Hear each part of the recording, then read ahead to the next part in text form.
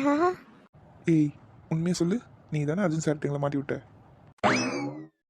அ, அ, அதெல்லாம் ஒன்றும் இல்லையே, நான் மாட்டி விடலையே. சோஃபியா, நீ சொன்னது நாங்கள் எல்லாருமே நம்பிட்டோம். அப்புறம் நீ மாட்டி விட்டதுனால தான் என்னமோ தெரில, இந்த சொந்த செலவுலேயே சூனி வச்சுக்கிறது கேள்விப்பட்டிருக்கியா? இப்போ நாமெல்லாம் ஒரே டீமு. என்ன பண்ண போகிற? அதான் இப்போ நானே முழிச்சுக்கிட்டு இருக்கேன். உங்கள் கூட போய் என்ன டீமாக போட்டாரன் சார். நீங்கள் நான் சொல்கிறத எங்கேருந்து கேட்பீங்க? அதுவும் நான் டீம் லீடரா? ஐயோ, மண்டை காய போகுது.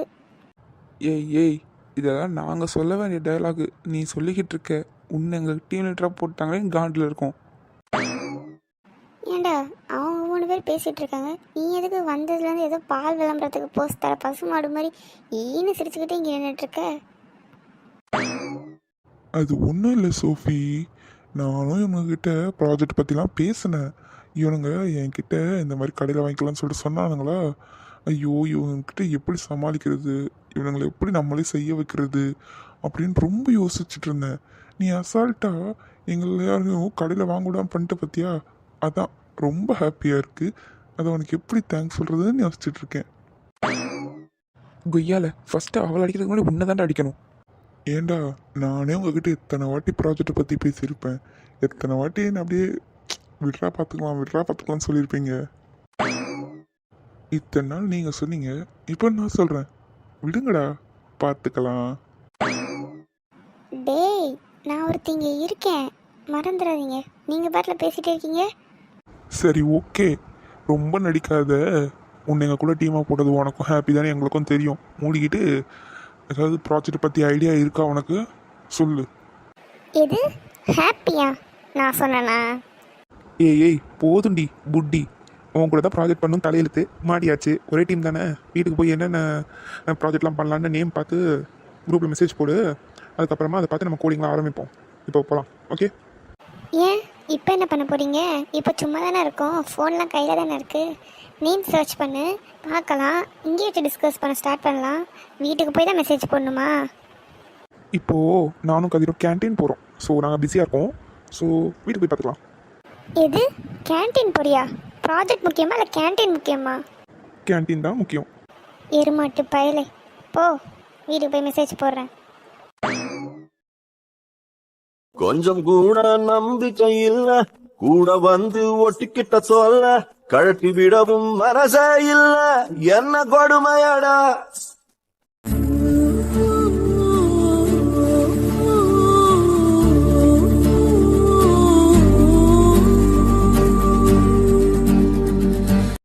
பரவாயில்ல, நான் கூட ஏதேதோ நினச்சி வந்தேன். நல்லா தான் இருக்குது. ரேகிங்லாம் இருக்கும்னு நினச்சேன். அந்த அளவுக்கு இன்னும் மோசம்லாம் இல்லை. ஓகே தான். சரி, ஓகே, கொஞ்ச நேரம் இங்கே இப்படியே உட்காந்துட்டு அப்புறம் கிளாஸ் போவோம்.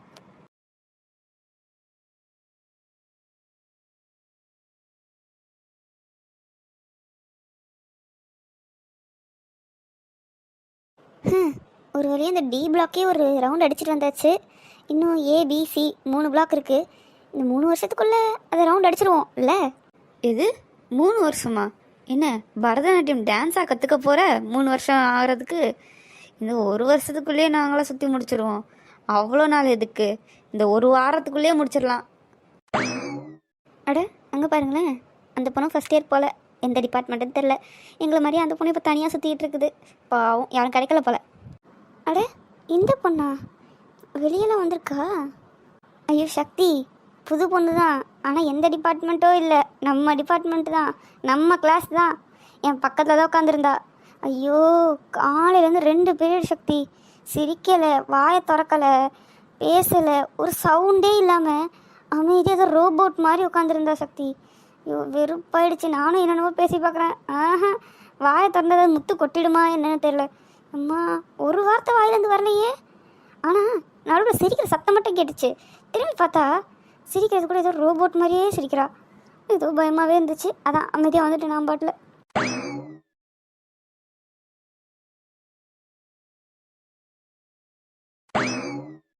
ஒருவேளை நம்மளாம் செத்து ஆவியாக எதுவும் ஆயிட்டோமா என்ன? 3 உருவம் இவ்வளோ பெருசாக இங்கே நிற்கிறோம். அப்படியே பார்த்தும் பார்க்காத மாதிரி போயிட்டுருக்கா. ஏண்டி ஒரே கிளாஸ் தானே? உண்மையிலே நம்ம கிளாஸ் தானாடி? தெரியுமா நல்லா?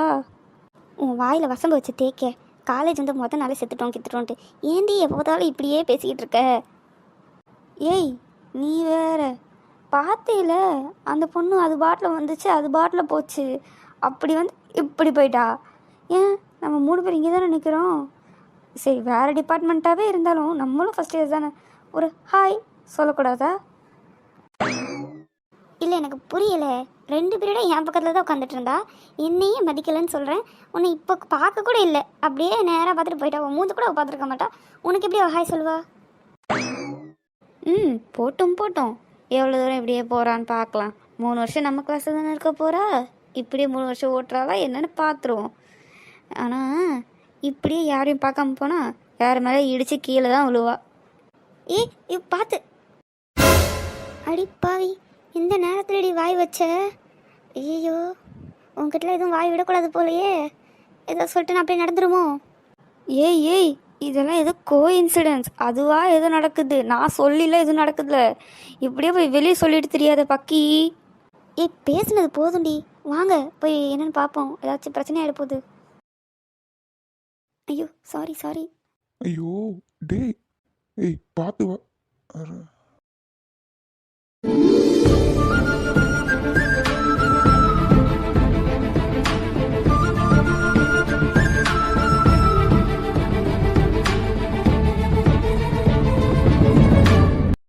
சாரிங்க, ஏன்னுட்டே பண்ணல.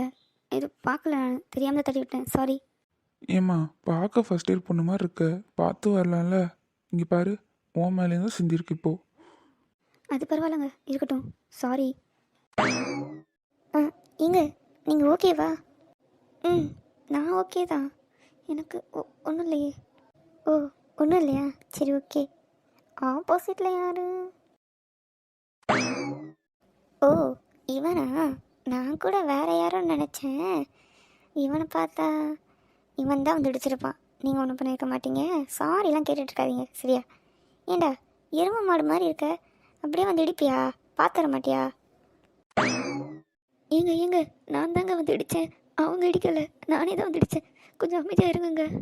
அடி பாவி, அவளே விட்டுருந்தா கூட மன்னிப்பு கேட்டாச்சு வெளியே ஓடிருப்பா இந்நேரத்துக்கு. நீ என்னடி அடி வாங்குறதுக்கு வேலை செஞ்சுக்கிட்டு இருக்கியா? ஐயோ நீங்கள் வேறங்க, இப்படி நீங்கள் பயந்துகிட்டே இருந்தீங்கன்னு வைங்களேன், உங்கள் மேலேயே எல்லா பழியும் போட்டு போயிடுவான் இந்த தடியன். எருமை மாடு எப்படி நிற்கிறான் பாருங்க. ஏய் யாரடி எரும மாடு? சூடா புட்டி. அவங்களும் பார்க்கல, நானும் பார்க்கல, 2 பேருமே தெரியாமல் தான் அடிச்சுக்கிட்டோம்.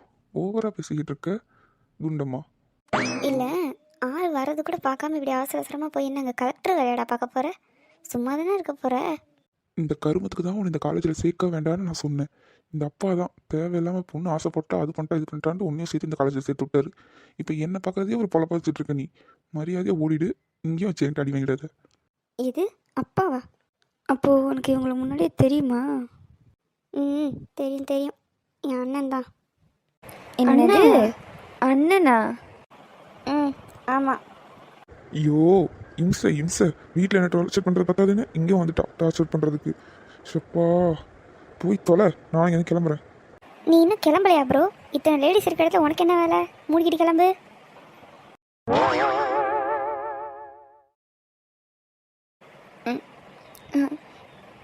சாரி. பரவாயில்ல இருக்கட்டும். நல்ல பொண்ணாக இருக்க, அவக்குள்ளே சேராத, கெட்டு போயிடுவேன். ஆமாம், என் கூட சேர்ந்து கெட்டு போயிடுவேன். இவர் பெரிய கலெக்டர், இவர் கூட போய் சேரு, நல்லா இருப்பேன். மூஞ்சப்பாரு. டேய் ஓ.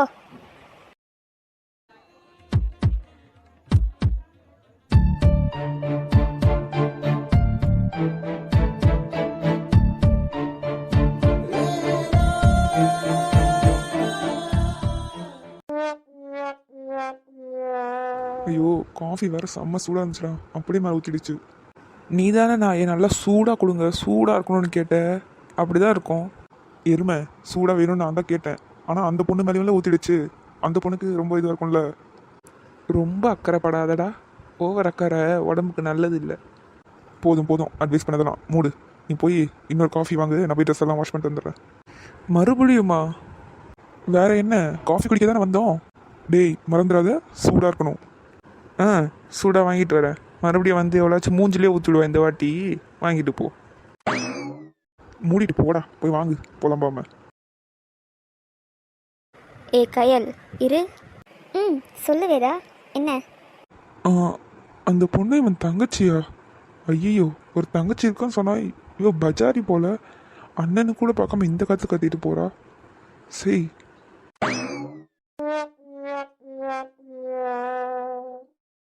மேடம் போதும் போதும் உங்கள் ஆக்ஷன்லாம். ஆக்ஷனா? என்ன ஆக்ஷன்? இங்கே பாரு கயல், ரொம்ப நடிக்காத. உனக்கு கோவமே வரல, நல்லா தெரியுது. ஆனால் கோவப்படுற மாதிரி நடிக்கிற. என்ன? ஆமாம், நானும் நோட் பண்ணேன். நீ ஏதோ கோவத்தில் கத்துன மாதிரிலாம் இல்லை. அட, அதுக்குள்ளே கண்டுபிடிச்சிட்டிங்களா? எதுக்கு உங்கள் அண்ணாக்கிட்ட அப்படி கத்துன? ஏய் சும்மா தான்ப்பா. வீட்லேயும் எப்போ பார்த்தாலும் இப்படி தான் சண்டை போட்டே தான் இருப்போம். ஆனால் அவனை எனக்கு ரொம்ப பிடிக்கும். நான் அவனை திட்டுவேன். ஆனால் மற்றவங்க யாராச்சும் அவனை திட்டினா எனக்கு கொஞ்சம் ஒரு மாதிரி கஷ்டமாக இருக்குமா. அதான் எங்கே இவ ஏதாச்சும் காஃபி கொண்டனால ஏதாச்சும் அவன் ஏதாவது பேசிடுவானோ, அதனால் இவங்க ஏதாச்சும் கோவப்பட்டு திட்டிடுவாங்களோ அப்படின்னு லைட்டாக ஒரு மாதிரி ஃபீல் ஆயிடுச்சு. அதான் இவங்க கத்துறதுக்கு முன்னாடி நானே கத்தி சமாளிச்சிட்டேன். ஆமாம், அவங்க என்னடானா வாயை திறந்தே பேச மாட்டேங்கிறாங்க. இவங்க திட்ட போகிறாங்களா? சும்மா எல்லாம் ஒரு சேஃப்டி தான். சரிதான், நல்ல சேஃப்டி. பாருடா, இந்த பஜாரிக்குள்ளேயும் கொஞ்சம் பாசம் இருக்கு போல.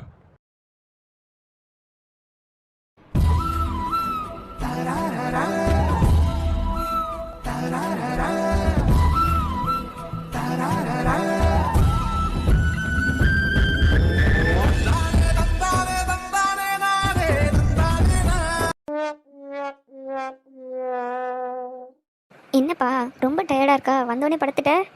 தூக்கம் வருதுன்னா உள்ளே போய் தூங்கப்பா. வெறும் தரையில் வேறு படுத்துருக்க. ஏதாவது சளி பிடிச்சிக்க போகுது, உள்ளே போய் படுத்துக்கலாம்ல. ரொம்ப இதுவாக இருக்கா?